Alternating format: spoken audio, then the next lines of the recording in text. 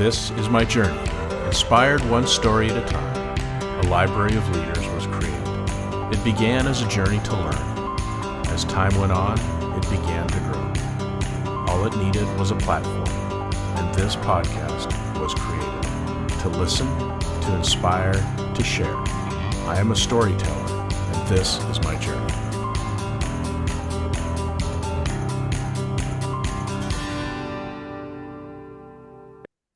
Welcome to another episode of Profiles in Leadership. I'm your host, Steve Anderson, and today our guest is Christoffel Sneijders, who is an MCC coach, behavioral expert, and creator of the Three Brains Intelligence Theory, an approach that integrates neurosciences, coaching, and emotional intelligence by aligning the head, the heart, and the gut. He has trained over 12,000 people in 33 countries and speaks on leadership, trauma, burnout, and personal transformation from a deeply embodied, science-based perspective. So, Christoffel, welcome to the program. It's great to have you on today. Thank you so much, Steve. It's good to see you and to be in your show. I know we had almost a try 2 months ago, and Yes, everything in the electric world and all the beautiful science went wrong. So it's good to be here and it's finally have to great. talk to you. Because in between, I listened to your podcast and said, I like to be on it. Yeah, well, it's great to have you on. I know we had a tech issue that first time, Yeah. so thanks for your patience, and then we're back on. So let's just start with a little context here. Tell us where you grew up, kind of where you're based now, and a little bit about how you got into this crazy, interesting world of brain science. I was like, if people listen to us, they think, hey, where's that accent coming from? That's not America. No, this is a Dutch accent from born and raised in Amsterdam. And we have a throat accent, and it's really hard to get it out. And Yeah. I lived, say, 10 years in Australia, or almost 10 years in Australia. It's still saying a Dutch accent. The last 5 years I've been living in, or I'm living in Madrid, Spain. So Okay. you have the bottles of wine next to you. Here in Spain, we love that. Yes, yes. For those that are Great not wines. watching this on video, I do these interviews out of my wine cellar slash studio. So that's what Christoffel's referencing there. But it's always good to enjoy a good bottle of wine with friends. So we can just pretend like we're doing that right now. Absolutely. So that's where I grew up and where I'm now based. And say, what brought me to the three brain science? Almost 30 years ago, I started as leadership trainer, coach, sales trainer, management, and from the old ways of behavioral change and all the kind of things. And during the journey, after 10 years, I got my own burnout and came aware, hey, all the things I learned did not stop me of getting a burnout. And in the healing process, doesn't help me to get out of my burnout. So it really was a spark from, although it was the best company quality-wise in Europe, it doesn't give all the tools. So that sparked me from what is more, what really is now that therapeutical maybe insight that is missing, say, in the change programs we do in leadership. That brought Okay. me actually to the art of feeling.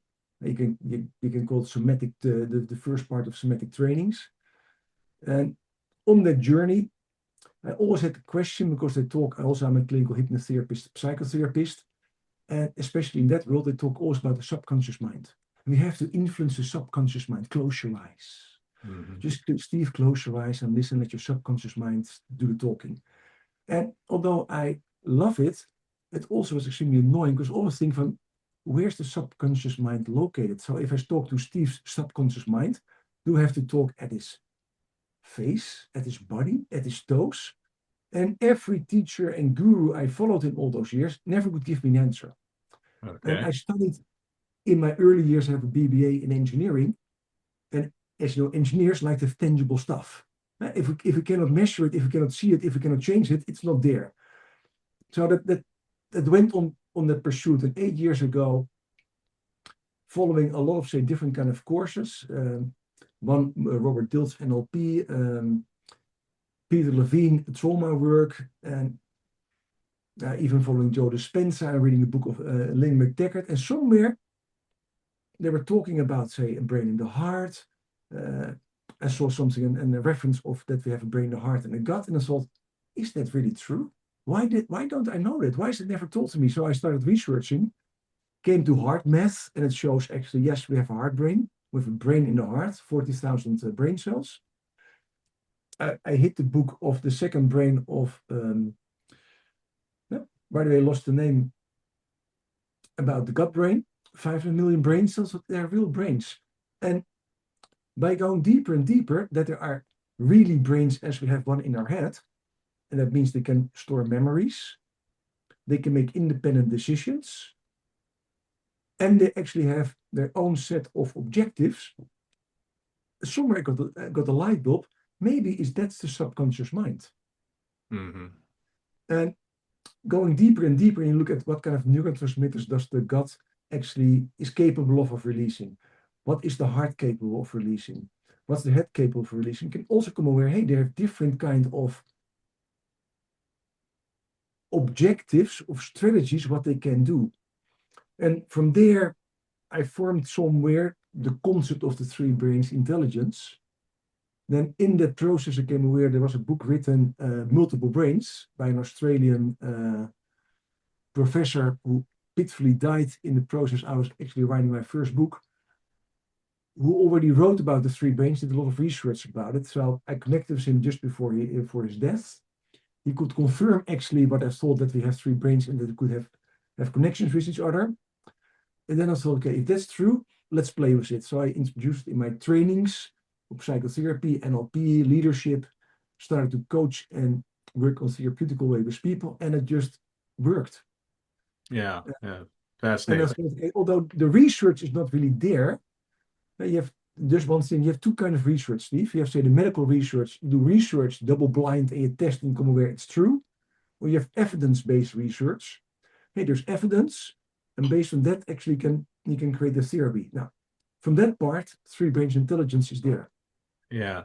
So for those of you watching this on video, I'm holding up the book now. So Yeah, this is the book you've written, and yeah, the title of it is Relationships: Which Brain is Talking? And it's the ultimate guide to happy, healthy, and successful relationships. So, and this has been published in multiple different languages around the world, correct? yes, yes. In living in Spain, you have to use Spanish, so it's Yeah. also in Spanish. There will be probably also one in Turkish, because one of my people also, I do a training also in three brain coaching and leadership. And another MCC coach, Master Certificate coach, lives in Turkey and has also a training there.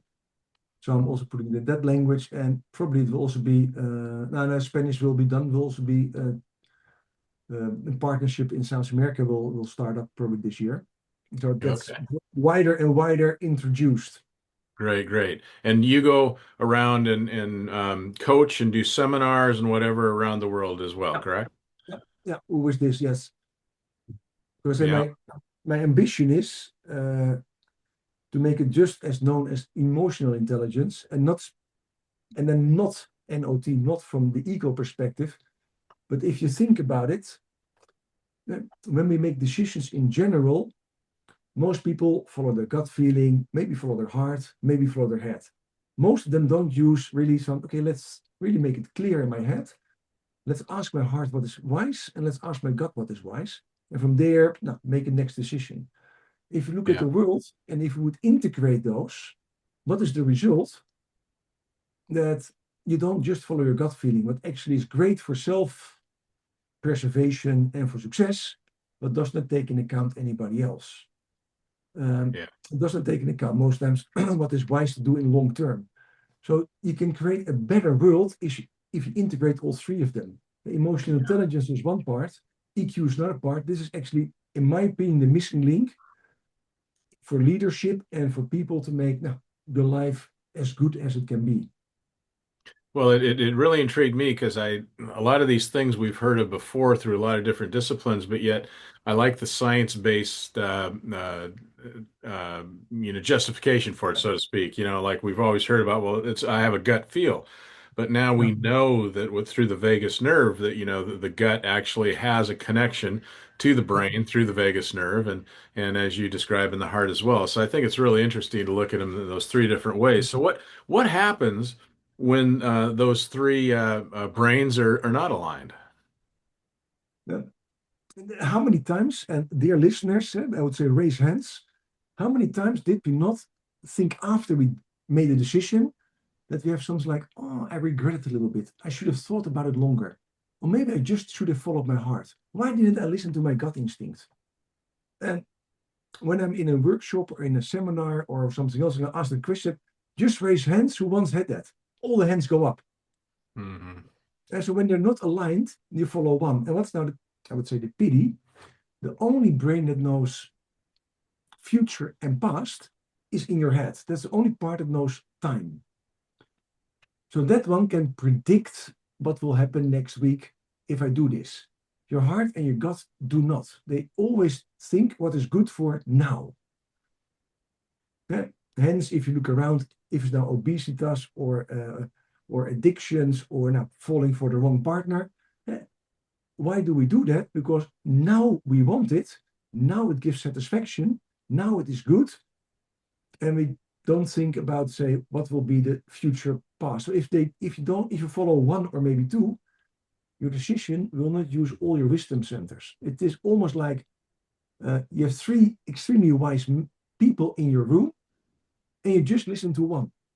Now, everybody would say that's rather stupid to do if you have three different kind of. That would be a company where you have a CEO, a COO, and a finance director. And if you want to make a decision, you only listen to one. Yeah. And if your strongest is the financial director, you only listen to the financial. If your strongest was the CEO, you only listen to the CEO. And if the strongest was the COO, you only listen to operations. Now, none, no company would ever run his company like that. They will say, no, no, those three have a different role, different functionality, different qualities. We have to make integrate decisions with the three of them. That would Yeah. make sense. That does make sense.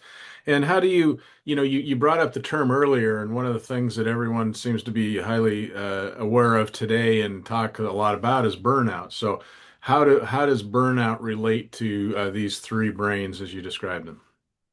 I say, as also being a therapist, I've seen many, many burnout. And now also as a business coach, you see a lot of people, I see a lot of people coming in with their energy levels now plummeted. Are or already diagnosed as burnout or are on the brink on. And I would not say the funny part, but I have a three brains dominance test on my website. And it tests actually if you just make decisions without letting them ponder for 5 minutes, for half an hour or 2 days. What is your dominant? Which brain of you makes then say the choice? And everybody who's in a burnout or on the brink to a burnout have a similar pattern. It is the heart brain is a high score, the head Hmm. brain has a high score, and the gut brain has a lower score. Sometimes the gut brain is also higher when the heart brain and gut brain is high and the head brain is lower. But it's always the heart brain is has a high is the highest score. And what does it mean? The heart. Now, where do you feel love, Steve? In your Yeah. heart. Right. Where do you feel, say, rejection? In your heart. Where do you feel? Now, your heart beats faster if you see something, a nice person. Your heart is all about relationships. Hence, makes sense, it can also release oxytocin, the bonding or love hormone. So, if you look at burnout, what is the general pattern of burnout? They care too much. They Hmm. care too much about the needs of other people or other companies. So that they could be identified with the company, with their team, with other people, and try to fulfill the needs of the others, forgetting their own needs. Hmm. So everybody has a burnout. They will recognize, okay, I take the call after I stop working. I answer the email after I stop working. Um, I push the needs of somebody else in front of my own needs. I take care of them. I like to please people. Um, I like to avoid rejection. That pattern or those sentences are always there.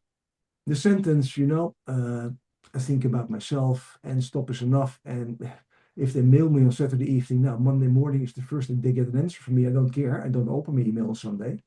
But those people don't get a burnout Hmm. because they take care of Interesting. themselves. They know from, hey, I need to rejuvenate. I have to get to charge my own battery again.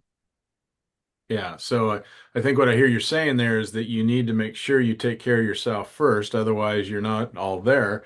Yet in today's society, we hear a lot of, it shouldn't be all about me, me, me, me, me. You Yeah. know, you should look out and whatever. So you got obviously there's got to be a balance there.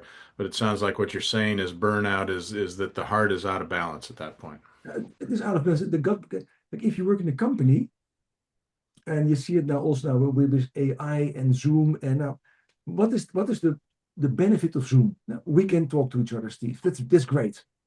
Yeah. And then we have a phone, and we can WhatsApp, and we can do everything. What's the downside of it? That we're always available. Yeah. And so there's much more push in being available. And if you work for a company, it's harder sometimes to say no. And you see it now also in a lot of companies with the changes that I almost never spoke a company the last 3 years that says, we're doing good and everybody's healthy. I always speak to companies, and I think the last 2, 3 years, that maybe 40 companies, all of them say, I'm stressed. We have actually more on our plate than we have to do. The market is tight. Now there are a lot of opportunities. I hear almost everybody is running or getting squeezed by the management. There's to be Yeah. smart, quicker. The quartal figures should be more. We should grow more. We should have double digit. So I hear everywhere's a push. And then it is, do you like to be in a rat race or not? And in a company, there's a lot of saying now peer group pressure to do the same as others. I was coaching a lady. There was a merger, a big bank. And she says, Chris, I cannot say to my manager, or to my director actually, she said, why not? She said, now she works 24/7, so I cannot complain about that I work so much. No. Okay. Yeah. But do you think it happens with that person, Steve? Yeah. Yeah, for sure. And how does, you also talk in the book a little bit about trauma. Where does trauma live in the body? And what can neuroscience, how can we use neuroscience to help us heal in that area? Now, besides, they say trauma is that the body keeps a score. It's everywhere.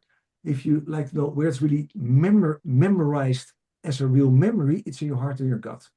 And what I mean is the heart feels the trauma of loss, a partner who dies, a child who dies, maybe a job you lose, really, where the bonding is broken, and you keep it in your heart. That's one part of the trauma. The other trauma is in the gut, and and they're connected. That's when say your survival is somewhere at stake. Hmm. When you had an accident, the 9/11s, the war that is going on, the insafety that is happening in a lot of things. If you now look in Michigan in the States, whatever political view you have, on both sides, there's a lot of stress and a lot of trauma happening about what's happening. And that stores also in the gut because it hits your survival. And those two memory centers keep the memory there. If you think about um, as a phobia, there's also an extreme fear. And fear is most times stored in the gut because something happened with you, and that impact as a memory gets stored in the heart or the gut. Yes, the body feels it also, but not as a real memory. You can have, say, in the fascia, you can have sore spots of concreted spots where, say, now the trauma could be a trigger point, but it's not stored there. The memory isn't there. So when I work with people who have that, and become aware what the trauma is and where it could be stored, more heart, more gut, then I would say, quote, it is easy to also get it out. If the trauma is done and it's not happening now anymore, the heart and the gut, what I said, they don't know time. They live in the now.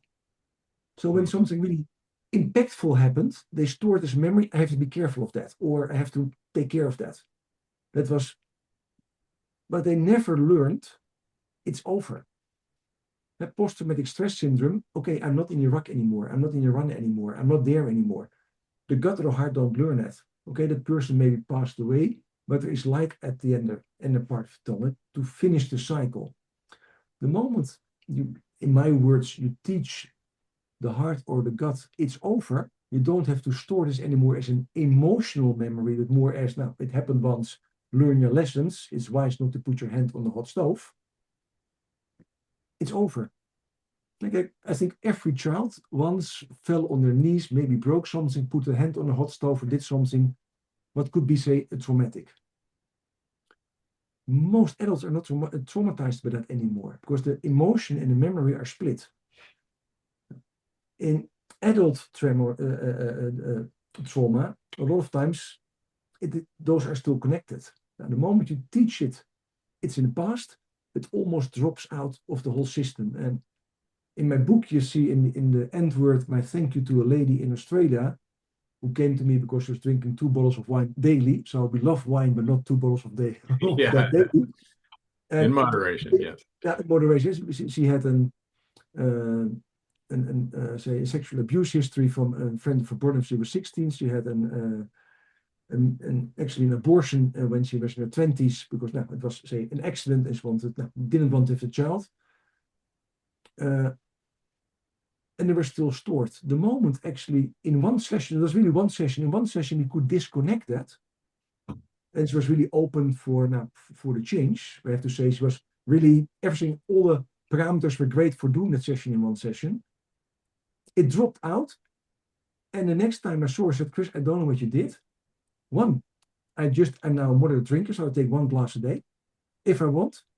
She said, but my feeling is so amazing. She said, I don't have that heavy load on my shoulders or on my liver anymore. I don't sometimes sweat or whatever. It's just they're learned lessons from the past. There are memories. Yeah. And that's why I have her in my book, because I said to her, she said to me, Chris, you have to write a book about it. I still remember my famous words, I'm dyslexic, I cannot write. And this is a lady, she gets out of her chair, stands up, walks towards me, and I think, what the hell is happening?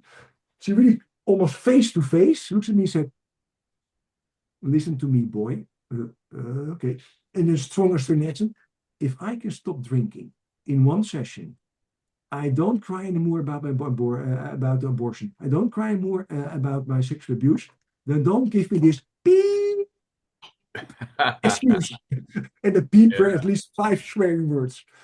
And at that moment, I thought, she's so right. What is my excuse?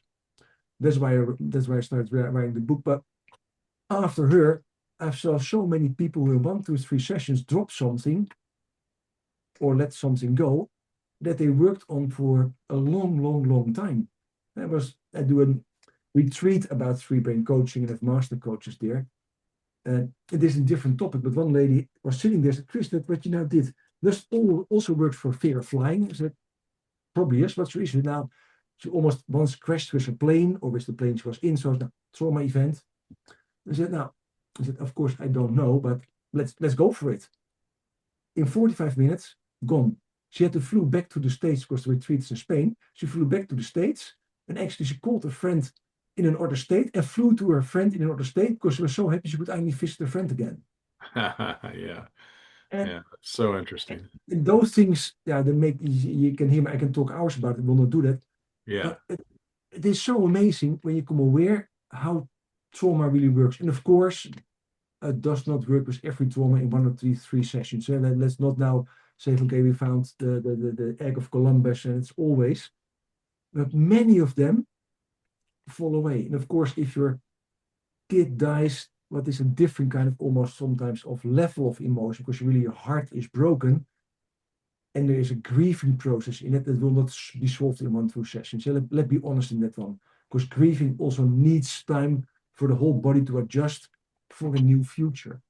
Now, when the trauma is connected with what will the future be again, then it takes longer. Yeah. Yeah. And that's most times when somebody passes away. But fear of flying, the future for her was, hey, I'm happy again, I can fly again. So her future outcome, releasing the trauma, was happiness. And then it can go extremely quick. Yeah. Very interesting. Since this is a podcast on leadership too, I'm interested Yes. how you incorporate the 3 brains into coaching and leadership. In the same way, only different. The leaders don't come in from, hey, Chris, I'm drinking 2 bottles of whatever. But most of the people who come in, and Marshall Goldman already wrote a book, I think 10 years ago, what brought you here doesn't bring you there. And if you look at, say, at executive coaching, even mid-tier coaching, it's always about how do I change my way of being. It's not techniques coaching. It can now be done by IE, by all the chatbots to get the knowledge there. Most coaching is about, I like to do something, but I cannot. I have to talk to Steve and explain to him, Steve, I like you really much and you worked for the company 10 years. But I really have to let you go. Or by the way, your performance dropped the last 2 years, and really your promotion is not in, and actually you don't get a raise this year. And I know you have 2 kids and they go to college. Sorry. People come in, I cannot say that to Steve. And I know how to do it. I know the sequence. I know all the steps, Chris, but I can't get it out of my throat because Steve is a great guy. Come on. And then the coach is, how can you actually integrate in that part the three brains to let that fear of rejection actually go? Because then most times that's a fear of rejection. If I say that, I get rejected by Steve, he doesn't like me anymore, our bonding breaks, so the heart stops it. Or the coaching is sometimes, hey, I need to have more, we need more spirit in the company. We need to get some more drive, some fighting spirit in there. And we have to work on the gut.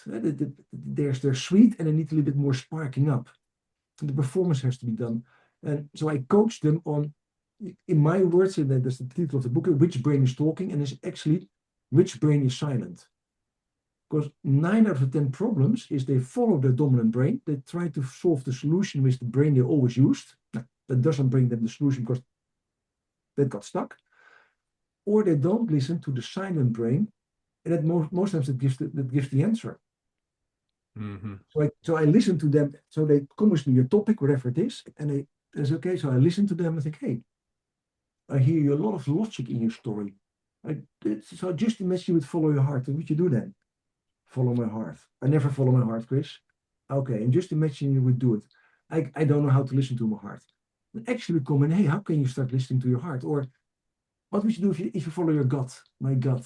Then actually I would just say, come on, guys, ladies, let's stop whining and let's now really put our shoulders underneath it.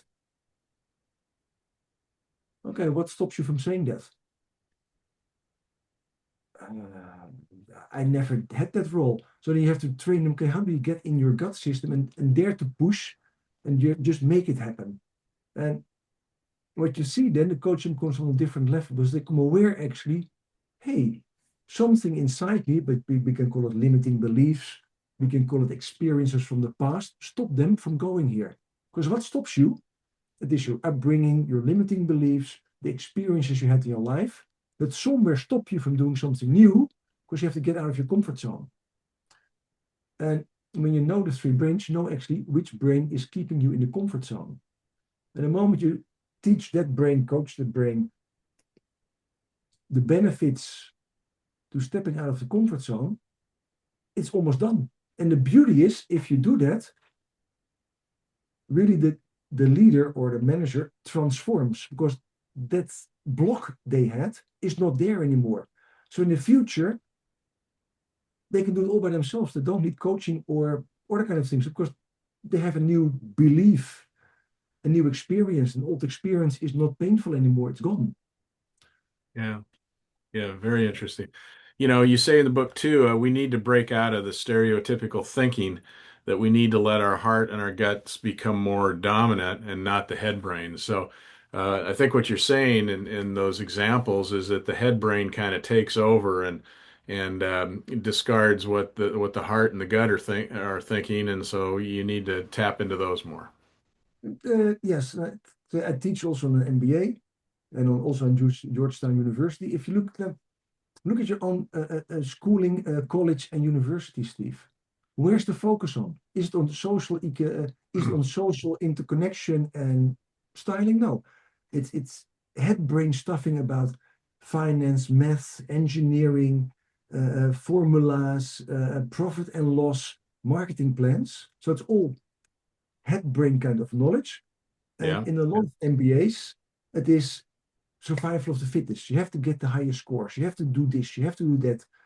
In the business school I was teaching a long time, they really have the A, B, C, D, E scoring, and 10% gets an A, 20% an B, 30% a C, and now 20 a B and 10% an E. That's mandatory.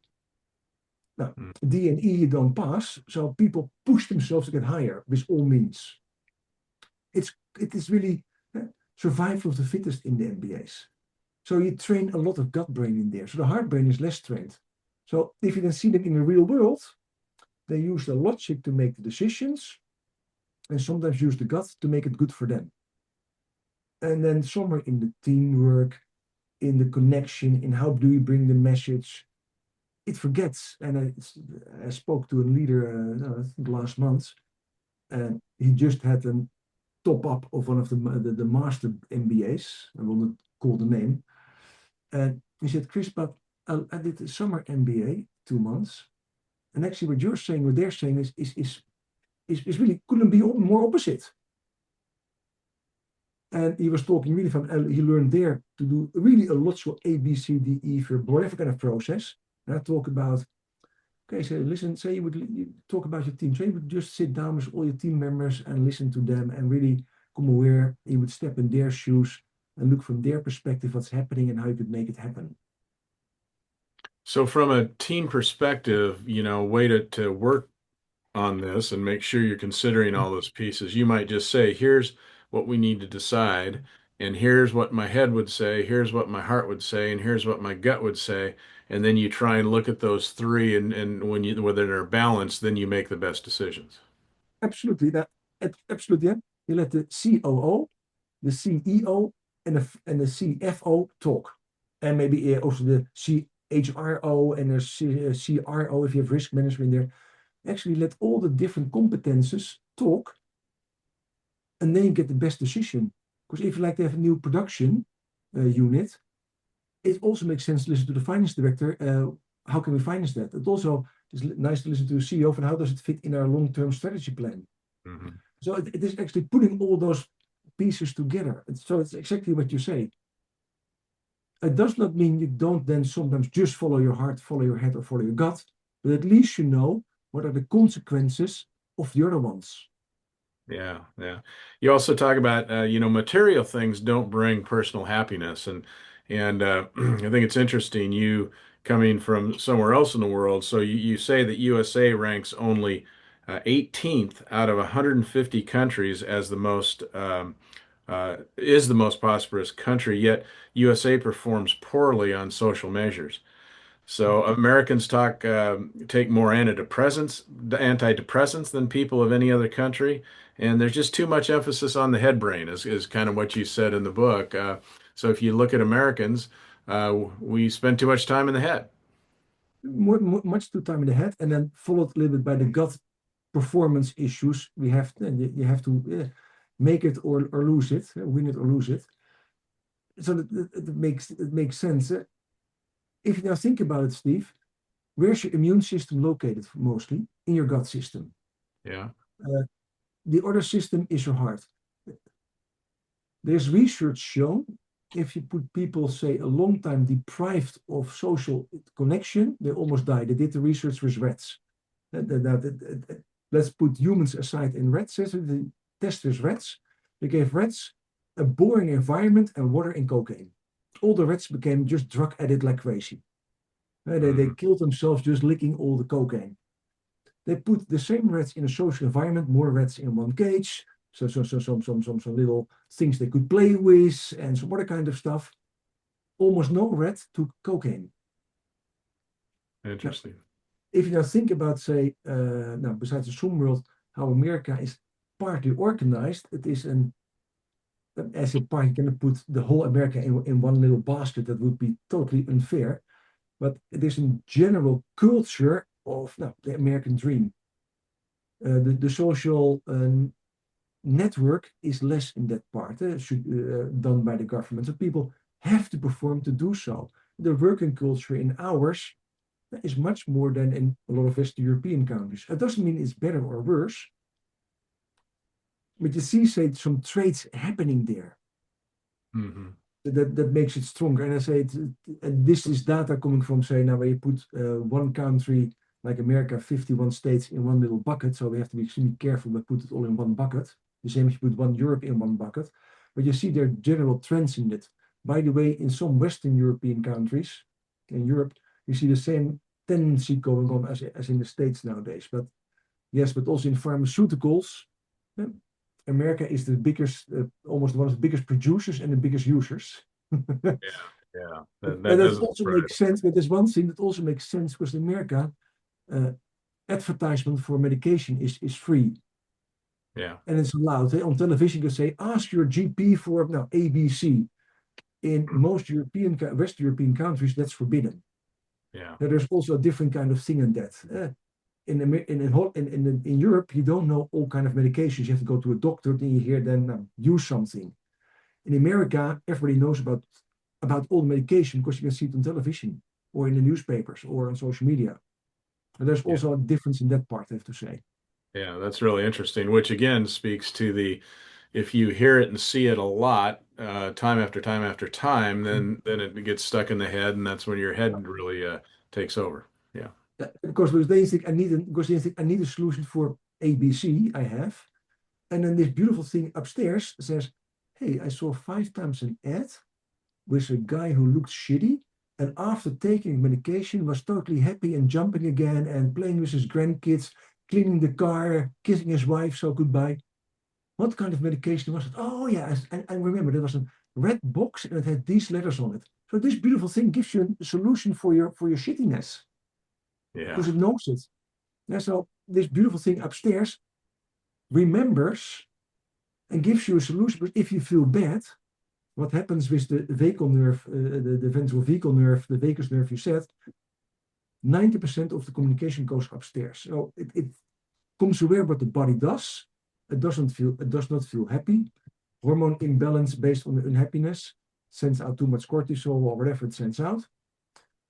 Send signals upstairs from give me a solution.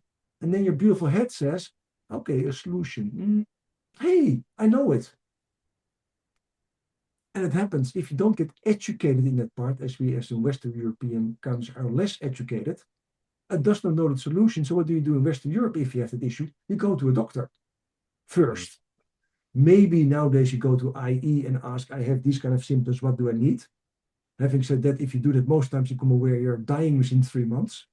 And so I always say to people, don't start Googling about your disease because you get all the most also extreme stories there. And there's no filter in what's the chance you get it. Yeah, yeah, yeah, for sure. So let's talk about relationships a little bit. So you also state in the book that, when the three brains disagree and there's conflict, all relationships go bad at that point. So explain that a little deeper. The funny part is the Gottman Institute, they're the specialists in relationships, did once a research and it shows the appraisal and complaining comparison. If you have a one-to-one, one compliment, one complaint, your marriage or your relationship will be finished within 6 months. If it's 3-to-1, that can last 1 year. If it's 5-to-1, then probably now you have a great relationship. If it's 10-to-1, it goes amazing. Then 10 compliments, one complaint. If you look at the three brains, the gut brain is extremely good also in complaining because it is about me, myself, and I. So if it doesn't work so good, it says something about it. Oh, the coffee is cold. Oh, you didn't put the seat down. Oh, you didn't do this because it likes to be in control. It likes to be the boss. The gut likes that things go as he wants or she wants. And if it likes to be dominant, it likes to be the boss. So if things are different, no, let's call it complaints. So if you got brain dominant, one, you like to be dominant. Second, you complain. Now, who can only live with that? Somebody who is willing to listen to that, more submissive. That's more the heart brain. So you see a lot of times extremely gut brain dominant people who tend to be narcissistic, egocentric, have, say, a sweetie heart brain relationship and just they suck it out. Hmm. That doesn't work for a long time. Yeah. What's the most important thing in relationships is speaking out. For speaking out, you have to also be aware of your emotions and be aware of how it will be perceived by the other. So you need one to be the heart brain to become aware how can it be perceived by the other. You need your head brain actually to become aware how can I say this in a way that I don't start shouting, screaming, and just blur out whatever I think. But your gut brain also has to be there to dare to speak out. There's a lovely example. I once did a couple therapy, and this was really traditional. So the guy says, when I come home, I work in the mines, Chris. I have FIFO work, so 2 weeks in the mines, and then come home. And actually, what I like is just sit down on the couch, watch some telly, and just have a drink. And his wife says, yes, and this is his issue. I don't see him for 2 weeks. I just like to cuddle him, talk to him, listen what happens to him 2 weeks, share what I did for 2 weeks. I just like to talk to him. I like to be with him. Yeah. So his gut brain is talking, I need just some relaxation. I'm tired. Just give me 1 to 3 hours, or give me the whole day, and tomorrow I'm happy again. She's totally heart brain and wants to have connection right away. Yeah. When I said it to them, I said, wow, you're so beautiful, typical. So I explained it to them what happens biologically. The guy said, that's actually right, because if I have just 1 or 2 or 3 hours, I'm good. And maybe if it was really a hard 2 weeks, maybe let me sleep over it. Then I'm good. And she says, yes, it's actually true. I just love him so much. I'm so happy to see him. I like to cuddle him right away. And when they start understanding it, the next time I saw him after he came back after fever, I said, how's it going? He said, actually good. But now I come home and say, honey, give me 1 to 3 hours, or maybe to tomorrow, just to get my energy back. Yeah. Give me the time, and I promise you, I listen to all your stories, and we're going to have a great time. And she says, honey, I'm so happy you say that. I just give you time, and in 1 to 3 hours, we have dinner together or lunch together, or tomorrow, it's all good. She said, Chris, that little change actually made us totally happy again, like we fell in love again 20 years ago. They started to listen which brain is talking, and they could find each other again. Yeah. Yeah. That makes total sense. Also, in the book, there's some things that you distinguishing the three brains again. Like you say, gut brain is selfish and it's all about me type of thing, as you already explained. Heart brain is good for other people and maybe not for us as much. Head brain is cares little about people. It's more of the analytical, Yeah, task-oriented thing. So I think you explained most of that already. And then it also says that the gut brain is the oldest.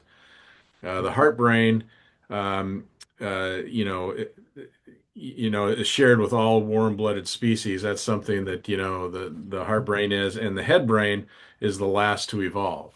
yeah. So, taking all those things into consideration, I think you make the good point of the example you just gave, where sometimes if you just understand why you do things or why you feel a certain way or how you are processing certain things, then that helps you cut down the intensity maybe or the emotional reaction to it, analyze it a little bit, and then can maybe move forward once you understand how it's working. Like, the funny part is when people say you would run a marathon, everybody would understand that the first 2 hours after the marathon, you're just tired, and you like to sit on the couch and do nothing. Um, if you're really hungry, everybody knows that you like to eat and that you may be a little bit grumpy. Yeah. Actually, then the gut brain says, I'm tired, I need my own time. And everybody accepts that. But say when you don't have that strong experience, people don't accept that, because there's no that strong signal. The same in now, you can also have the examples for the head or the heart. So it makes so much sense. And just for the head, when people say, yeah, but it's so important, it's true. But if I say, if it was the most important thing what we have, our head, then explain to me why we don't have a memory before age 3, because the brain is still in development. The first 9 months after birth, this one is the brain in your head is growing 250 million connections between the brain cell and our. After year 3, when we're 3 years old, it starts pruning back. So the first 3 years, with all due respect, say our whole neocortex memory system does not work in the way we would think. If it was the most important thing, it would be ready for after birth, because your heart is fully functioning when we are born. Your gut is fully functioning when we are born. And it is because evolution or God, whatever you believe in, said you need to be fully functioning when you are born. Everything that's say quote, quote, less important for direct survival can still take time to grow and to develop. That makes totally sense. Yeah. It does not mean now when we're adults is not important, but for say our whole being is not the most important one. Therefore, it's not the strongest one in overrunning the other systems, because the heart and the gut were already running the show the first 3 years of your life. Yeah. Well, and I think you also say in relation to that too is that Western education spends all of its time in the head brain. Yeah. And I've said this before on the show so many times I can't even count. Like, leadership is one thing that goes across every career and everything, everything in our world. Yet we spend so little time developing that because we spend so much time on what you would describe as head brain education. You're so right. Eh? Uh, I did an analysis of my three brains dominance test. I have now 4,600 people in my database. Six or 700 are leaders, middle managers. Now, and the funny part is, I did not expect it to be honest, but the funny part is, when you look at top executives, say board level, their heart brain and their head brain are the highest score equal. If you go to middle management, it's head brain, heart brain, gut brain. So if you like to become really a top leader executive, you have to learn actually much more to use your heart. Yeah. Because your heart is all about connection, reading people, working with people. So what you said, Steve, countless times in your podcast is actually proven in the list in my database. To become a top leader, you need that interaction, you need your social connections, you need to have the balance between what's wise to do, head brain, what is good for the people to do, and by the way, also what's good for me and how can I make it winning. You need that part also there. But let's say the third wheel in the wagon. It is the third part. Of course, you have to go make it happen, but Mhm. that is not leading in all the times, and it makes so much sense. Yeah, it makes total sense. And I couldn't agree with you more that I think that the greatest leaders are the ones that really bring out that heart, and people feel that.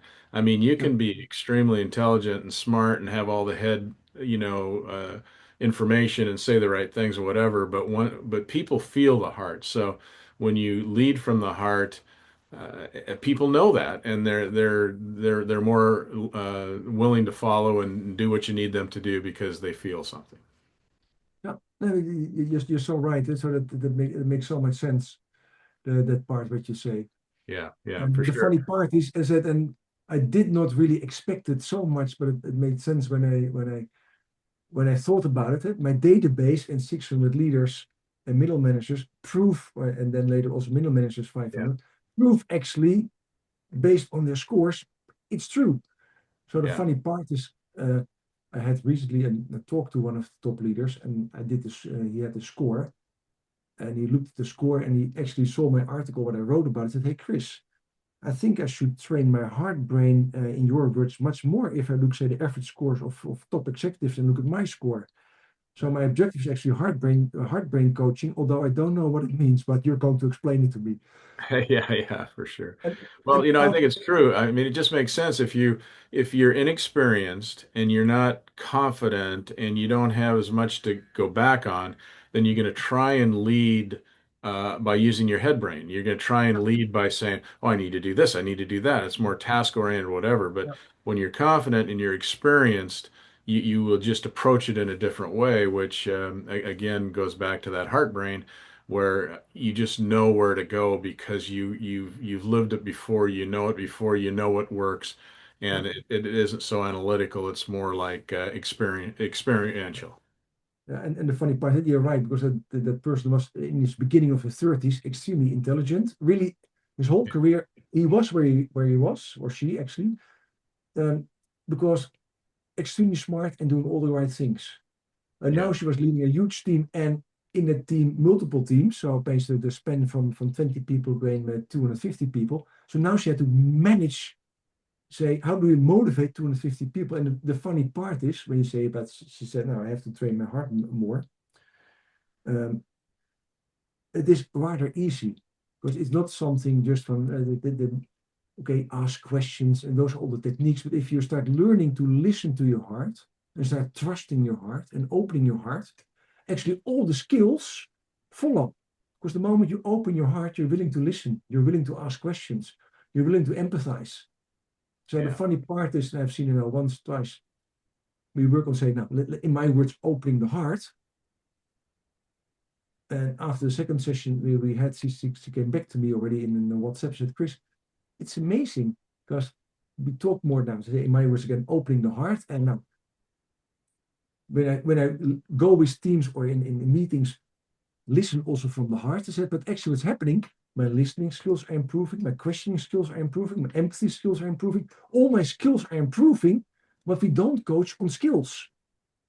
She said, Right. so I'm improving my skills, although we don't do coaching on skills. She said, that's actually extremely, and then get the head come in, that's extremely efficient, by the way, because it saves a lot of time. It makes the coaching much more efficient and effective. I like that. Yeah, for sure. I think the key word in your explanation right there was trust. You need Yeah, to trust that what you're feeling in your heart and what your past experience is important. And like you said, if you're willing to open it up and be a little vulnerable and listen to it, then the other skills improve. That's fascinating. I got a chuckle out of the part in yeah. your book too, where you talk about the problem with teenagers is that all three brains are struggling with one another to try and figure out which one to listen to. Oh yes. I put a part in there about say upbringing. One because I have my own kids, although they're now adults. Uh, but in my opinion, a lot of okay, we are never educated to become a parent. Hey, you become a parent, and no, that's it. There is no school, no education for parents. And what I what what I see many times is that one, parents treat their kids underneath 7 as their adults. What would you like for me to do today? They expect that the head brain is totally developed and can do a cause and effect analysis. But a kid cannot do before year 7. So it Yeah, needs a more intellectual education. Teenagers, yes, because the hormones step in, the head is still not fully developed. It's fully developed at 18 to 21 years old. So the prefrontal cortex, where all the rationality is not totally developed. So risk taking, don't talk about it. They don't know the concept almost. What is yeah, riskful, not riskful. But also there, because of the hormones and the reproduction system is producing, the gut brain gets much more developed.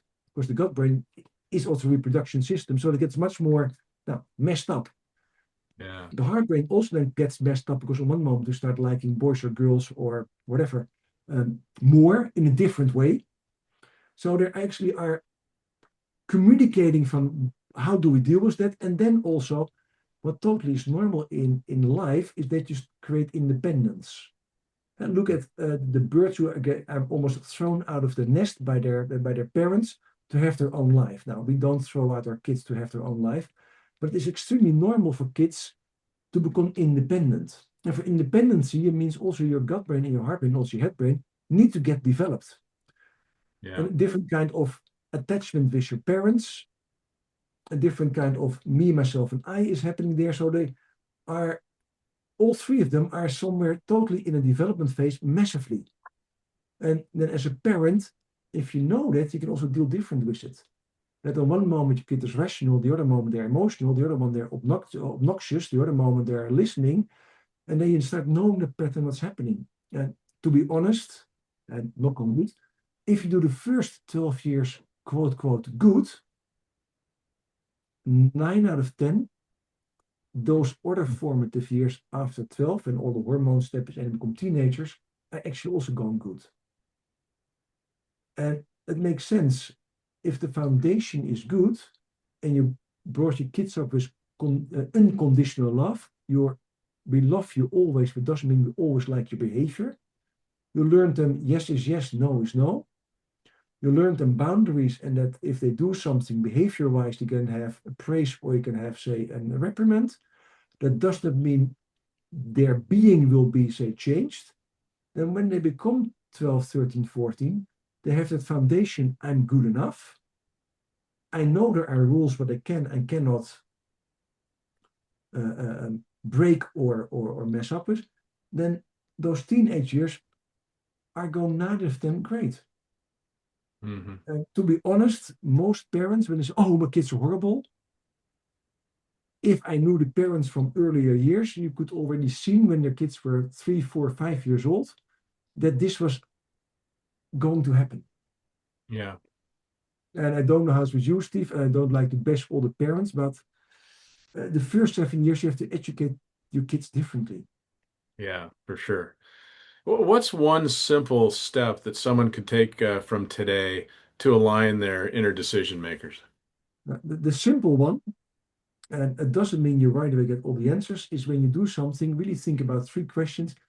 If I would think about it the whole day and would make a decision tomorrow about this, what would I think?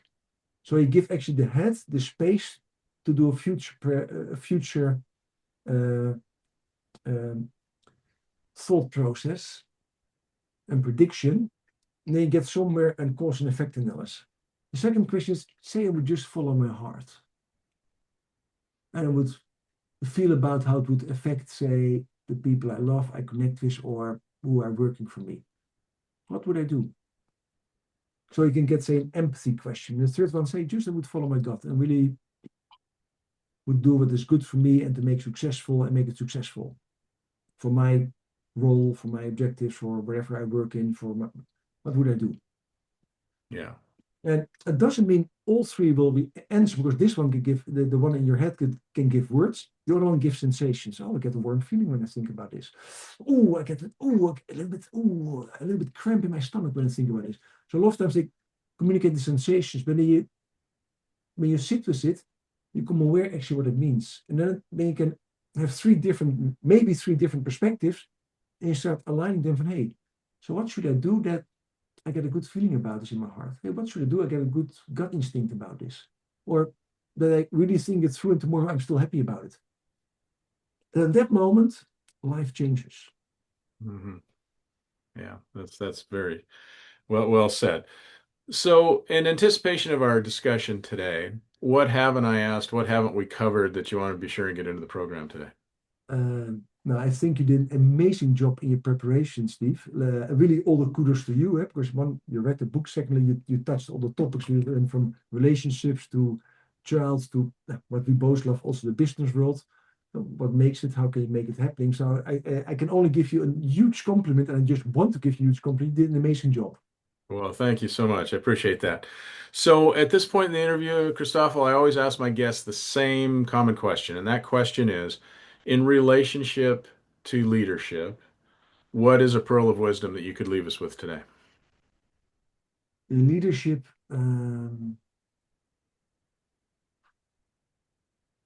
I dare to say, if you really like to go from good to great, as once the book wrote, you need all your three brains. Yeah, for sure.